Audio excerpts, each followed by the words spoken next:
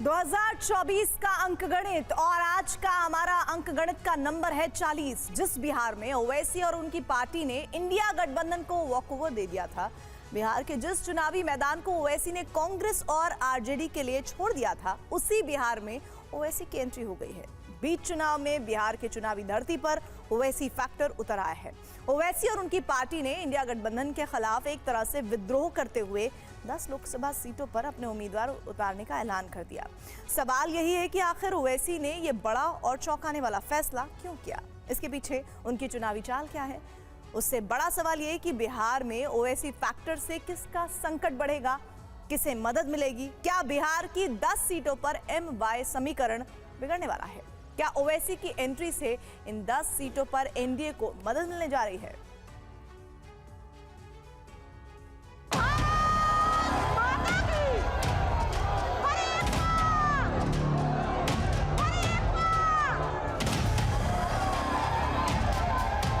Congress party, क्या आपकी मेहनत की कमाई का पैसा घुसपैठियों को दिया जाएगा? ये कैसा हमारा वजीर आजम है जो 17 करोड़ आवाम से कह रहा है कि घुसपैठी है।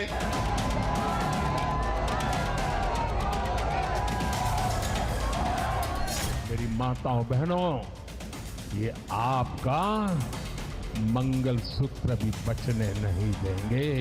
55 सालों के लिए कांग्रेस की सरकार रही है। किसी ने आपसे सोना छीना, आपके मंगलसूत्र छीने। हिंदू माँ और बहनों के गलों से मंगलसूत्र निकालकर मुसलमानों को दिया जाएगा? ये कोई जबान है वजीर आजम की इस्तेमाल करने की? घबराए हुए हैं, डर गए हैं, क्योंकि जानते हैं कि इलेक्शन हाथ से जा रहा है।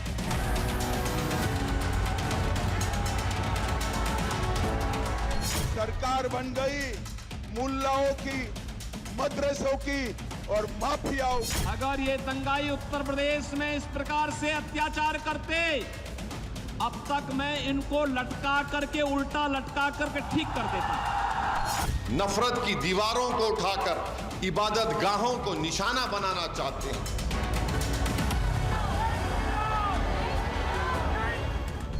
इसको बचाना है, जुबानी जंग का तूफान है, इसकी रक्षा करना है। 2024 के वोट युद्ध का उफान है। पक्ष और विपक्ष में भीषण घमासान है। जय श्री राम, जय श्री राम। मोदी सेना की 400 पार की हुंकार है तो इंडी गठबंधन की मोदी को सत्ता से हटाने की ललकार है। लेकिन इस बीच बिहार में बहुत कुछ खेला हो गया है।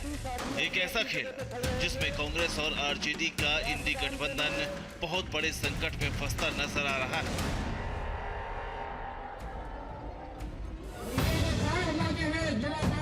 बिहार में इंडी गठबंधन वोट युद्ध के मझधार में हैदराबादी भाईजान यानी असदुद्दीन ओवैसी की वजह से फंस गया है।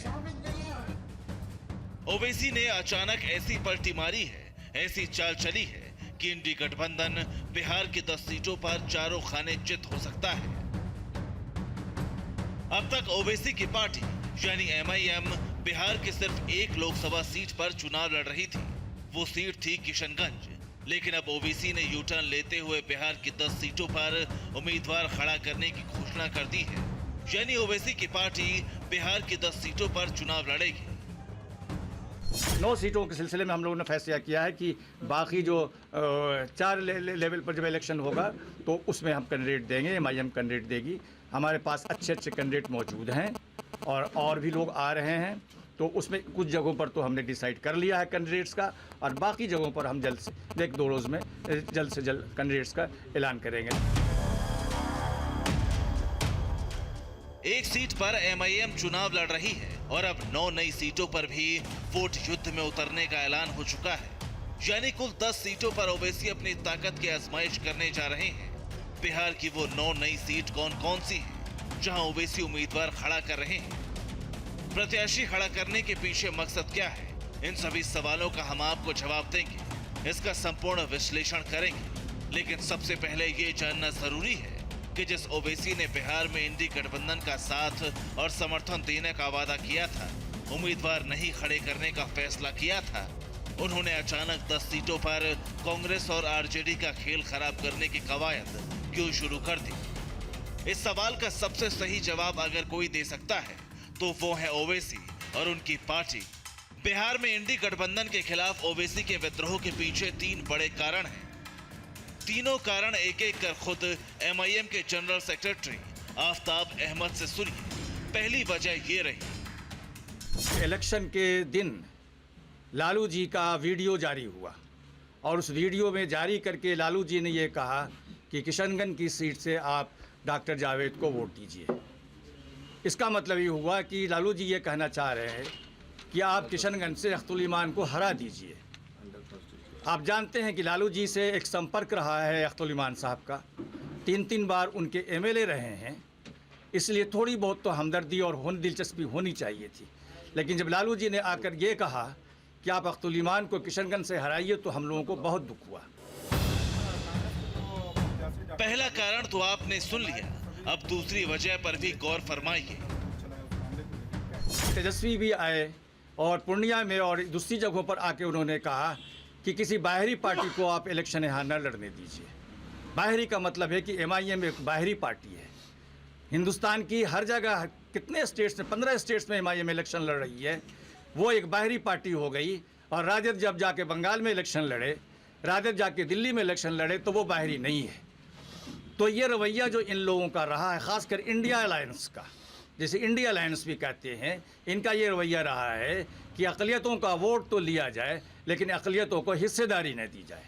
और बिहार में उसका ख़ास जो है वो ये प्रमाण मिला कि उन्होंने 22 सीटें ऐलान की राजद वालों ने बिहार में, उसमें सिर्फ 2 मुसलमानों को उन्होंने टिकट दिया। एमवाई समीकरण जब कहते हैं तो कम से कम बराबर तो देते।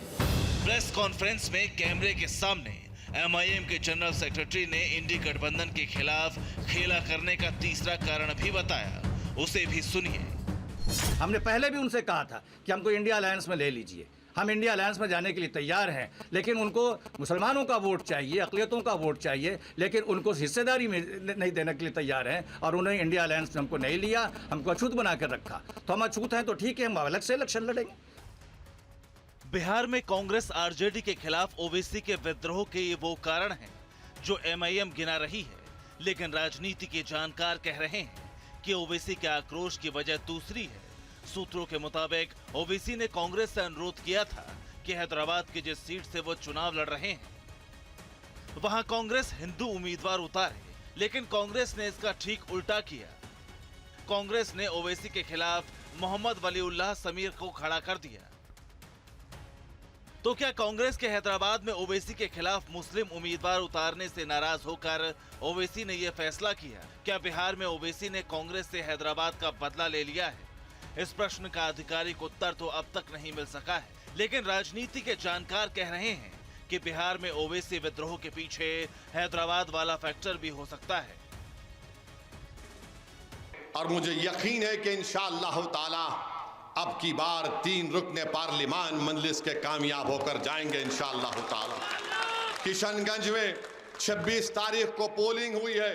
अख्तरुल ईमान साहब, हमारे एमएलए, सदर और पार्लियामेंट के उम्मीदवार ने मुझसे फ़ोन से बात करके कहा कि इंशाअल्लाह ताला हमको अल्लाह की ज़ात पर अटूट भरोसा है कि इस बार किशनगंज से मजलिस इत्तेहादुल मुस्लिमीन का एमपी कामयाब होगा।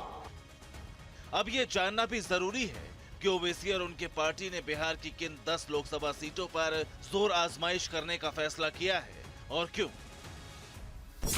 किशनगंज, यह एमआईएम पहले से ही चुनाव लड़ रही है। ये सीट मुस्लिम बहुल सीट है। यहाँ मुसलमानों की आबादी 65% से ज्यादा है।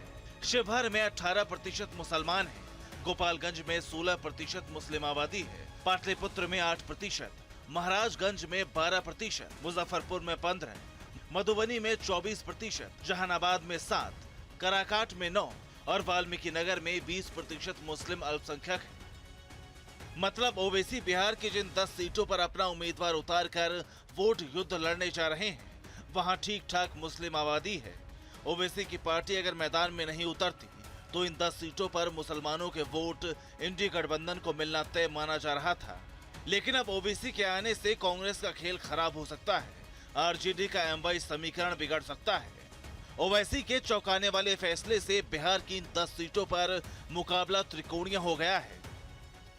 मतलब बीजेपी, इंडी गठबंधन और एमआईएम में टक्कर। इन 10 सीटों पर ओवैसी का फैक्टर काम कर सकता है, मुस्लिम वोटों में सेंध लग सकती है, इंडी गठबंधन को ऐसी क्षति पहुंच सकती है जिसकी पूर्ति करना मुश्किल होगा।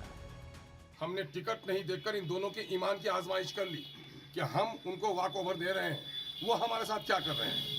बीजेपी से वो लड़ते हैं दिखावे के तौर पर, हम तो पूरी मजबूती के साथ बीजेपी के खिलाफ लड़ते हैं। अगर मैंने उसको वॉक ओवर दिया तो उनको भी मेरे साथ मरोबत करनी चाहिए। तो बीजेपी तो हमारी गर्दन काटना चाहती है और ये हमें गुलाम बना के रखना चाहती है। हम सर झुका के जीने के आदी नहीं है। ओवैसी के इस चुनावी कदम से राहुल गांधी और तेजस्वी यादव टेंशन में हैं। आरजेडी ने ऐलान कर दिया है कि ओवैसी के इस फैसले से एक बार फिर साबित हो गया है कि एमआईएम बीजेपी की बी टीम है। आरजेडी का आरोप है कि ओवैसी बिहार के 10 लोकसभा क्षेत्रों में इंडी गठबंधन को नुकसान पहुंचाने और एनडीए को फायदा पहुंचाने के लिए एंट्री की है। अगर इंडिया गठबंधन के खिलाफ कोई अगर खड़ा हो रहा है तो वह कहीं ना कहीं अप्रत्यक्ष रूप से एनडीए को ही मदद कर रहा है। अगर किसी के लड़ने से एनडीए को फायदा होता है तो वह अप्रत्यक्ष रूप से एनडीए का ही सबऑर्डिनेट माना जाएगा।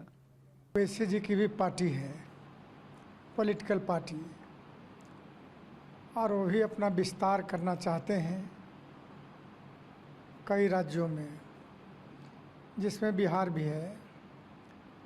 अगर चुनाव 9 सीटों पर बिहार में लड़ रहे हैं तो उस पर क्या टिप्पणी करना है। चुनाव तो लड़ने का लोकतंत्र में सभी पार्टियों का, सभी व्यक्तियों का अधिकार है। शिवहर, महाराजगंज, मुजफ्फरपुर, मधुबनी, काराकाट ये वो सीट हैं जहां एनडीए और इंडी गठबंधन में कड़ा मुकाबला है। ऐसे में ओवैसी फैक्टर की वजह से इंडी गठबंधन के मुस्लिम वोट का बंटवारा हो सकता है, जिसका फायदा बीजेपी की अगुवाई वाली एनडीए को हो सकता है। यही वजह है कि बिहार में ओवैसी की एंट्री से कांग्रेस और आरजेडी में खलबली मची हुई है।